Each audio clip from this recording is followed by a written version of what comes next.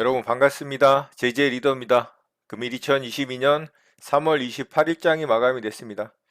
자, 오늘 우리 시장은 코스피와 코스닥 시장이 조금 행보가 갈렸죠. 코스피 시장은 마이너스긴 하지만 그래도 양봉으로 좀 마감을 했고요. 코스닥 시장은 5일선을 이탈을 하는 음봉이 만들어지면서 조금 더 하락할 수 있는 그런 모양으로 좀 마감이 됐습니다. 그렇다고 뭐 그렇게 크게 급락하는 시장의 모습은 아니기 때문에 살짝 흔들린다 하더라도 다시 좀 회복을 할 수 있을 가능성도 있다라고 봅니다. 자, 바로 오늘 시장 특징주 살펴보고 우리 시장 좀 보도록 하겠습니다. 저는 오늘 네 종목 좀 매매 대응을 했는데요. 남선 알미늄 오늘 굉장히 강했죠. 상한가에 좀 들어갔습니다. 자, 남선 알미늄 매매를 했고요. 남선 알미늄부터 좀 보도록 하겠습니다. 자, 오늘 일봉상의 모습은 좋지 않죠. 하락 추세 역배열 구간에서 뭐 바닥권에서 갑자기 좀 상승이 나오면서 상한가에 들어갔습니다. 자, 장 중에는 이게 그렇게 강한 뉴스는 아니었어요. 이 글로벌 비처값 상승한다라는 이슈로 처음에는 좀 상승이 나왔고요. 그 다음에 상한가가 들어가려고 하는 강한 슈팅이 나올 때는 이 쌍용차의 새로운 인수자 후보로 부각이 되면서 그게 이슈가 되면서 상승이 좀 나왔습니다. 그래서 남선 알미늄을 좀 대응을 했어요. 자, 이렇게 한 차례 상승 주고 위쪽에서 이제 이렇게 횡보하는 구간을 만들었죠. 그리고 나서 이 자리를 돌파를 하는 봉을 제가 확인을 했죠. 그런데 제가 최근에 이 돌파 매매 대응해서 계속 말씀드리고 있는 부분이 있죠. 조정을 주지 않는다고, 그리고 바로 위로 이렇게 슈팅이 나온다라고 말씀을 드렸죠. 조정을 줘서 매수를 하면 이런 돌파봉 시가저가 이탈을 시켜버리는 이런 조정을 깊게 주고 흔들고 나서 다시 가는 그런 패턴이 많다라고 말씀을 드렸잖아요. 역시나 오늘도 보시면 아시겠지만 남선 알미늄 이렇게 돌파 이후에 조정 구간이 없죠. 그냥 다이렉트로 위로 쳐버리죠. 자, 요게 요즘의 패턴이기 때문에 이런 부분 제가 참고하셔야 된다라고 계속 말씀드리고 있습니다. 자, 이런 내용들을 참고하셨다면 오늘 남선 알미늄 이렇게 돌파 나올 때 쫓아붙는 매매도 할 수 있었겠죠. 저도 오늘은 좀 쫓아붙는 매매를 통해서 수익을 좀 냈고요. 자, 여기서 바로 쫓아붙었어요. 쫓아붙어서 이렇게 반등 나올 때 저는 짧게 2%, 3% 사이권에서 수익 챙기고 마무리했습니다. 왜냐하면은 여기까지 상승 나올 때 이 쌍용차 인수에 대한 이야기가 나왔지 여기서는 비철금속 상승 이슈로 상승이 나오는 구간이었기 때문에 그렇게 강력한 뉴스라고 생각을 하지 않았습니다. 결과적으로는 상한가에 들어갔지만 일봉상의 위치도 굉장히 안 좋은 모습이었기 때문에 욕심 부리지 않고 빠르게 좀 수익 챙기고 마무리를 했습니다. 자, 남선 알미늄 매매한 내 좀 보도록 할게요. 바로 이제 여기 돌파 나올 때 여기서 바로 쫓아붙었죠. 그리고 상승 나올 때 분할로 매도하고서 빠르게 수익 챙기고 마무리했습니다. 자, 이렇게 해서 남선 알미늄 매매 마쳤고요. 자, 두 번째 종목으로 오토엔을 매매를 좀 했습니다. 자, 오토엔 깔끔하죠. 제가 이제 이런 모습으로 돌파가 나오는 종목들 굉장히 좋아합니다. 일봉상의 차트. 자, 몸통 고점 자리 돌파하는 자리도 좋았고, 꼬리 자리 돌파하는 것도 깔끔하게 돌파를 해냈기 때문에 이 종목은 이제 내일도 움직임을 잘 살펴봐야 됩니다. 상한가에 좀 굳히지 못한 모습이 좀 아쉽긴 해요. 근데 거래대금은 돌파를 했죠. 예, 이런 것도 아주 좋습니다.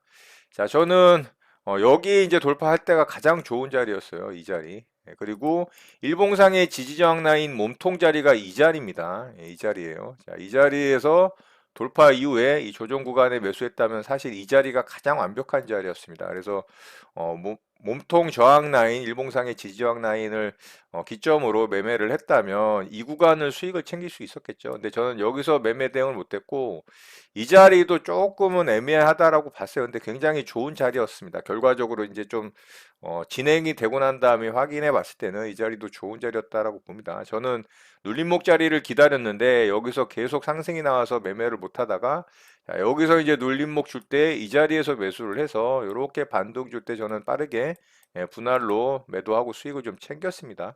자, 여기서 일부 물량 한 10% 정도는 홀딩을 했는데 결국에는 이제 아래쪽으로 또 흔들더라고요. 그래서 제 매수가 한 두세 호가 위에서 수익으로 또 마감을 했고요. 그리고 여기서 다시 또 한번 매수를 할까 좀 고민을 했어요. 왜냐하면 쌍바닥 찍고서 갈 수 있을 거라고도 좀 생각을 했거든요.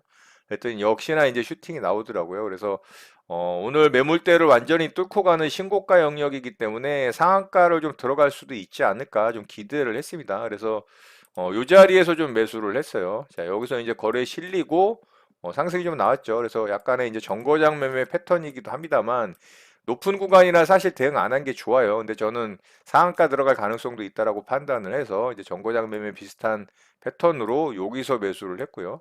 자, 반등이 나와서 일부 물량은 빠르게 또 수익을 챙겼습니다. 그리고 나서 이 자리를 이탈을 하는 이 음봉을 보고 나머지 물량은 여기서 이제 저가 이탈을 할 때 매도를 하고 마무리를 했어요. 그랬더니 뭐 결과적으로는 또 상승이 나왔죠. 네, 그렇지만 어쨌든 수익으로 또 잘 마감을 했고요. 오토엔 매매 이렇게 좀 마쳤습니다. 자, 오토엔 매매한 내역 좀 보도록 할게요. 자, 오토엔 여기서 이제 눌림목 매매 첫 자리 좀 대응을 했죠. 자, 여기서 거의 뭐 최저가의 매수가 됐고요. 반등 줄 때 분할로 매도하면서 수익 챙겼고 나머지 한 10% 정도 들고 있었는데 좀 흔드는 구간을 또 가져가더라고요. 그래서 매수가 한 두세 호가 위에서 매도하면서 수익으로 마무리했고요. 자, 여기서 다시 이제 거래 실으면서 상승이 나와서 쫓아붙어서 일부 물량 또 수익권에서 매도했고요. 저점 라인 이탈을 할 때 여기서 이제 매도하면서 마무리했습니다. 자, 이렇게 해서 이제 오토엔도 수익으로 좀 마무리가 됐습니다. 자, 오토엔은 말씀드렸다시피 특징주 겸해서 좀 설명을 드리자면 매물대를 뚫고 가는 신고가 영역이기 때문에 거래대금도 돌파를 했기 때문에 이 종목은 내일 아주 관심 있게 좀 봐야 된다. 이렇게 보시면 좋을 것 같아요. 자, 그리고 유일 로보틱스 매매를 좀 했습니다. 자, 오늘도 로봇 관련주들이 굉장히 강했죠. 자, 유일로보틱스도 오토엔과 비슷하죠. 매물대를 뚫고 가는 신고가 자리였기 때문에 사실 휴림로봇이 대장주였습니다.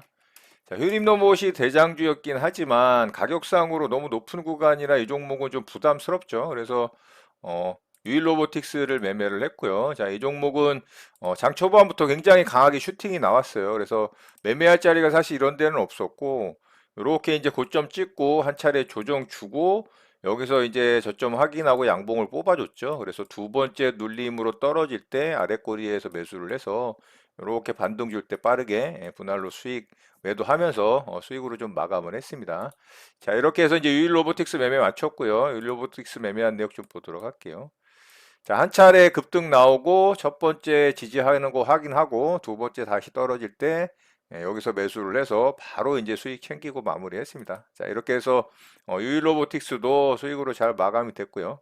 자, 마지막 종목으로 하츠를 매매를 좀 했습니다. 자, 오늘 인테리어 가구 관련한 종목들이 지난주에 시간의 상한가를 들어가면서 굉장히 강했습니다. 제가 하츠를 매매한 이유는 하츠가 오늘 시가를 한 5% 정도 띄웠거든요. 실질적으로 대장주는 한국 가구였고요. 자, 한국 가구는 바로 점상한가로 들어갔기 때문에 이 종목은 2분간 거래를 할 수가 없었어요. 그리고 이동주격이 NX였습니다.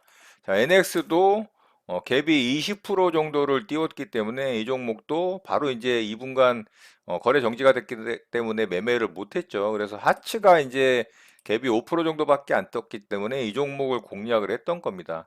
두 종목이 한국 가구 그리고 NX 같은 경우가 강했기 때문에 이 종목이 바로 저는 시초가 이후에 위로 칠 거라고 생각을 했어요. 예, 그런 경우들이 이제 많거든요. 그래서 시초가 공략을 했는데 제 생각과는 반대로 바로 위로 치지를 못하고 여기서 이제 좀 흔드는 모습이 나왔죠. 그래서 약하다라고 생각을 해서 시초가에다가 바로 이제 절반 매도했고요. 자, 나머지 물량은 아래 꼬리 부분에서 좀 흔드는 모습이 나와서 여기서 이제 약손실로 좀 끊어냈습니다. 자, 하츠 매매한 내역 좀 보도록 할게요. 자, 이렇게 매매했죠. 시초가에 바로 매수를 했는데 바로 이제 치지를 못하는 거죠. 그래서 시초가 매수한 자리에서 절반 매도했고요. 나머지 물량은 이런 이제 저점 자리에서 이제 흔드는 모습이 나와서 바로 약손실로 끊어냈습니다. 자, 그랬더니 뭐 폭락이 나왔죠. 자, 한국 가구도 점상한가를 들어갔음에도 불구하고 아래쪽으로 상한가가 풀리면서 쭉 빠졌기 때문에 뭐 나머지 종목들은 볼 필요가 없습니다. 자, 이렇게 해서 오늘 저는 네 종목 좀 매매 대응하고 매매는 좀 마무리를 했고요. 자, 바로 특징주 좀 보도록 하겠습니다. 자, 남선 알루미늄 봐야 되겠죠? 자, 남선 알루미늄 바닥권에서 이제 첫 번째 상한가 봉이 만들어졌습니다. 하락 추세 구간에서 만들어진 상한가라 그렇게 좋아 보이진 않습니다만 재료가 나쁘진 않죠. 재료가 이제 쌍용차의 새로운 인수자 후보로 부각이 됐기 때문에 자, 그런데 이게 뭐 팩트인지 어쩐지는 알 수가 없습니다. 에디슨 EV가 원래 쌍용차 인수 후보였잖아요. 근데 이 종목이 잔금을 만들지를 못했어요. 자, 그래서 오늘 이제 하한가에 들어갔죠. 그래서 인수가 무산이 됐기 때문에 이 종목은 이제 더 이상 볼 필요가 없습니다. 그 이슈로 이렇게 어마어마한 슈팅이 나왔고 여기서도 계속 그 이슈로 상승이 나왔던 부분이라 그 주된 재료가 소멸이 됐는데 이 종목을 볼 필요는 없겠죠. 이거는 뭐 내일 아마 개파락이 엄청나게 클 것으로 예상이 되고요. 자, 남선알미늄이 새로운 인수자 후보로 부각이 됐지만 뭐 확실하게 어떤 근거나 자료는 없습니다. 그래서 그런 부분은 조금은 불안하죠. 그래서 이 종목 내일 관심 있게 좀 살펴보는 정도 보면 좋을 것 같습니다. 자, 오토에는 제가 조금 전에 말씀을 드렸고요. 일동홀딩스 좀 보도록 하겠습니다. 자, 일동홀딩스는 일동제약과 같이 움직이는 종목이죠. 이 경구용 치료제 관련해서 움직이는 종목이고, 오늘도 마찬가지로 경구용 치료제 관련해서 움직였습니다. 이등주지만 오늘은 이제 이 종목이 대장주로 치고 가는 모습이죠. 이런 매물대들을 다 돌파하는 모습이라 깔끔한 돌파라 좋아 보여요. 거래대금도 위쪽에서 더 터지는 강한 종목으로 만들어졌기 때문에 나쁘지 않은 것 같습니다. 그래서 이 종목 내일 움직임 관심 있게 좀 살펴보면 좋을 것 같고요. 자, 마지막으로 하나투어 좀 보도록 하겠습니다. 자, 하나투어가 오늘 개파락으로 시작을 했어요. 마이너스 5%가 넘게 떨어졌는데, 자, 이 종목이 오늘 유상증자 이슈가 있었습니다. 1,000억이 넘는 유상증자를 한다는 이슈가 있어서 이렇게 개파락으로 시작을 했음에도 불구하고, 3분봉으로 보면 이게 바로 그 하락분을 다 회복을 했습니다. 3분봉 첫 봉만에. 자, 이렇단 얘기는 유상증자의 어떤 악재 뉴스에도 불구하고 매수세가 강력하게 들어왔다라는 거거든요. 자, 왜 매수세가 들어왔을까요? 최근에 리오프닝에 대한 기대감이 굉장히 커졌죠. 그리고 여행사에서 여행 상품을 최근에 이제 많이 내놨습니다. 이 동남아 여행들도 내놓고 했는데 그런 상품들이 다 내놓자마자 막 매진이 되는 사례가 벌어지고 있어요. 그리고 유럽 여행도 지금 상품으로 나왔다라는 이야기가 있는데 그게 한 5천 명이 뭐 예약이 바로 그냥 몰리면서 그냥 완판이 된 걸로 알고 있거든요. 자, 그런 일이 벌어지고 있다라는 건 이제 조만간 이 방역 규제가 완화가 되면서 이 글로벌 어떤 규제도 대부분 좀 완화가 되면서 이 여행 수요가 폭발적으로 늘어날 것이다라는 기대감이 이제 생겼다라는 겁니다. 그러니까 유상증자라는 악재에도 불구하고서 이게 이렇게 하락범을 다 메꿔버리는 거죠. 그리고 그림을 보자면 차트를 좀 보자면 이렇게 이제 박스권이 좀 갇혀 있는 모습이죠. 상단부에서. 그런데 나쁘지 않은 모습이죠. 저점을 지키고서 반등을 하고서 이평선 위에서 놀고 있습니다. 자, 이렇다는 얘기는 조금만 그 기대감에 부응하는 어떤 이제 실적 모멘텀이 생기거나 분위기가 형성이 된다면 고점 자리 뚫고 갈 가능성도 있다라고 봅니다. 현재 정부에서 이 방역 기준 완화에 대한 스탠스가 좀 더 강하지 방역 규제를 강화하는 쪽으로 가고 있지는 않거든요. 그리고 최근 여행 상품에서는 이제 외국에서 국내로 입국했을 때 자가격리 면제도 지금 만들어지고 있는 상황이기 때문에 뭐 여행주 입장에서는 굉장한 호재거리라고 봐야 됩니다. 그래서 리오프닝 관련한 종목들 항공주 섹터 그리고 여행주 섹터 뭐 엔터주 섹터 그리고 공용 관람 이런 종목들 굉장히 관심 있게 지켜봐야 된다라는 부분 좀 말씀드릴 수 있을 것 같습니다. 자, 오늘 특징주 이렇게 마치도록 하고요. 바로 우리 시장 좀 보도록 하겠습니다. 자, 우리 시장은 그래도 아주 준수한 모습으로 잘 이어지고 있죠. 자, 오늘은 코스피 시장이 좀 마이너스이긴 하지만 양봉으로 만들어졌어요. 계속해서 5일선을 잘 유지를 해주고 있기 때문에 괜찮은 모습입니다. 다만 제가 말씀을 드렸던 이 봉의 길이가 짧은 단봉의 모양이 계속 연출이 되고 있죠. 더더군다나 오늘 거래대금을 보시면은 뭐 최근 들어서 거의 최저치입니다. 자, 이렇다는 얘기는 시장 참여자들이 계속해서 시장에 좀 눈치를 보고 있다라는 거예요. 시장의 방향성에 편승을 하되 지금 당장 큰 베팅을 하진 않고 관망의 모드로 좀 지켜보겠다. 그런 심리가 이제 녹아 있다라고 봐야 됩니다. 자, 수급적인 측면도 마찬가지로 그렇게 썩 좋지 않죠. 외국인이 계속해서 매도로 또 수급을 보여줬기 때문에 코스피 시장은 그래도 양봉을 뽑아줬다라는 거는 다행이라고 생각을 해요. 자, 이렇게 양봉이 만들어진 이유가 기관의 매수세가 오후장에 좀 들어와서 그렇습니다. 자, 오후장에 보면은 이렇게 기관이 매수세가 좀 들어오면서 음봉에서 양봉으로 좀 전환을 시키는데 도움을 줬죠. 그렇지만 코스닥 시장은 양매도가 나왔기 때문에 오늘 5일선을 좀 이탈을 하는 음봉이 좀 만들어졌죠. 자, 코스닥 시장이 조금 안 좋은 모습이긴 한데 뭐 그래도 준수합니다. 왜냐하면 코스닥 시장은 이런 박스권 고점 라인을 뚫고서 올라갔기 때문에 그리고 61선을 돌파를 해놨기 때문에 뭐 조금 조정이 나오더라도 920포인트 조금 더 떨어지더라도 이 박스권 상단부인 돌파된 고점인 915포인트 정도까지는 뭐 떨어져도 괜찮다라고 생각을 해요. 그래서 여기서 지지를 잘 받고 다시 상승을 한다면 말씀드렸던 이 950포인트 라인 터치할 가능성이 있다라고도 볼 수 있습니다. 자, 물론 뭐 글로벌 시장의 분위기가 좀 좋아야 되겠죠. 그런데 최근에 이 러시아 우크라이나 사태가 길어지는 상황이죠. 해결의 실마리가 뭐 확실하게 보이지는 않는 상황인데 그래도 지금 한 달이 넘는 상황으로 치닫고 있기 때문에 뭐 한 보름에서 한 달 정도면 어느 정도 좀 진정되고 마무리가 되지 않을까 뭐 개인적으로 생각을 합니다. 만약에 잘 마무리가 되고 뭐 휴전이 되든 아니면 협상을 통해서 더 좋게 해결의 실마리를 찾든 상황이 마무리가 어느 정도 되어 간다면 시장에는 굉장히 또 호재거리가 될 수가 있습니다. 거기다가 국내 상황은 리오프닝 관련한 종목들의 움직임으로 봤을 때 이 방역 규제 완화에 대한 기대감, 리오프닝에 대한 기대감이 또 살아있기 때문에 그게 두 개가 맞물려서 시장에 어떤 좋은 쪽으로 작용을 한다면 코스피 시장도 이 고점 자리 터치하고 뭐 더 강하게는 돌파를 할 가능성도 있다라고 생각을 해요. 근데 이 자리를 또 돌파를 못하고 상승을 하다가 이런 식으로 상승을 하다가 맞고 떨어지게 되면 그때는 또 급락이 떨어질 수가 있어요. 왜냐하면은 여기에 또 물린 매물들 이런 데서 이제 올라갈 거라고 생각했던 매물들이 실망 매물로 쏟아질 가능성이 높습니다. 그래서 떨어질 때는 이렇게 빠르게 떨어진다는 거죠. 이런 식으로. 그래서 그런 부분들도 좀 조심해서 관찰을 해야 된다라는 부분을 말씀을 좀 드릴 수 있을 것 같고요.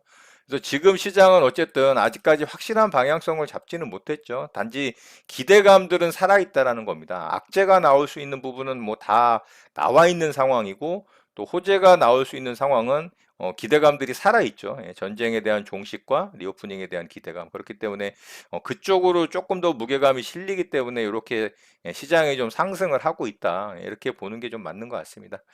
그래서 그런 시장이 만들어지고 제가 방금 전에 말씀드렸던 대로 전쟁의 종식과 리오프닝에 의해서 시장 상승이 좀 강하게 나오는 계속해서 말씀드렸던 이런 장대 항봉으로 좀 박스권의 고점을 뚫어준 이런 시장의 모습이 연출이 되기를 개인적으로 좀 바래 봅니다. 자, 오늘 내용은 이것으로 마치도록 하겠습니다. 오늘 하루도 마무리 잘 하시고요. 늘 행복하시기 바랍니다. 여러분의 구독과 좋아요는 영상 제작에 큰 힘이 됩니다. 감사합니다. JJ 리더였습니다.